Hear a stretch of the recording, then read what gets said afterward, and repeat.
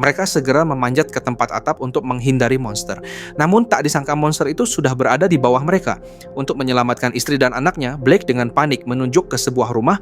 Ia lalu langsung melompat ke bawah. Monster menyadarinya dan segera mengejarnya. Tak lama kemudian, terdengar suara raungan dan Blake muncul di depan pintu. Saat itu istrinya hampir tidak mengenalinya lagi karena wajahnya yang sudah mulai berubah, tapi dia tetap membiarkan Blake masuk. Meski wajahnya telah berubah, anaknya tetap bisa mengenalinya. Namun, tepat pada saat itu, Blake yang awalnya tenang tiba-tiba mengamuk dan berlari ke arah istrinya. Tampaknya dia masih memiliki sedikit kesadaran karena dia memilih untuk tidak menyakiti istrinya. Tapi ketika Blake hendak pergi, monster itu tiba-tiba menerobos masuk dan menyerangnya. Blake bergulat di lantai, tapi berulang kali ditarik kembali oleh monster itu.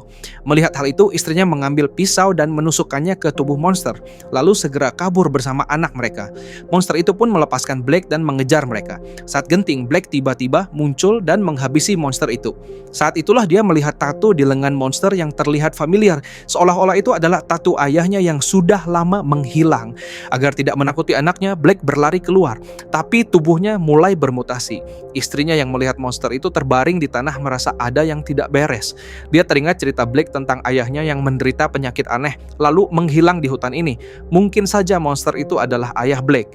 Blake lalu kembali dan menatap istrinya dari balik jendela. Listrik di dalam rumah sudah padam.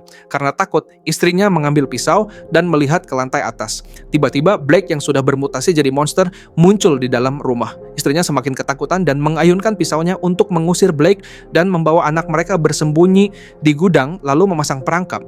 Tak lama kemudian, terdengar suara dari luar, diikuti dua tangan besar yang menggerogoti lantai. Ibu dan anak itu begitu ketakutan dan bersembunyi tanpa bersuara. Tanpa mereka sadari, Blake sudah masuk ke dalam.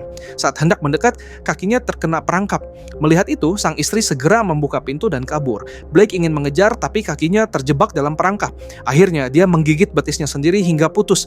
Ibu dan anak itu berhasil kabur dan menemukan senapan tua di bawah mobil tergantung, lalu mencari tempat berlindung. Tak lama kemudian, Blake yang sudah memutus kakinya pun mengejar mereka. Ibu dan anak itu sudah tak punya jalan lain, mereka menatap ketakutan ke arah pintu. Tiba-tiba, Blake yang sudah bermutasi mengintip, seolah siap menerkam. Sang istri menatap monster itu, ragu apakah harus menembak atau tidak.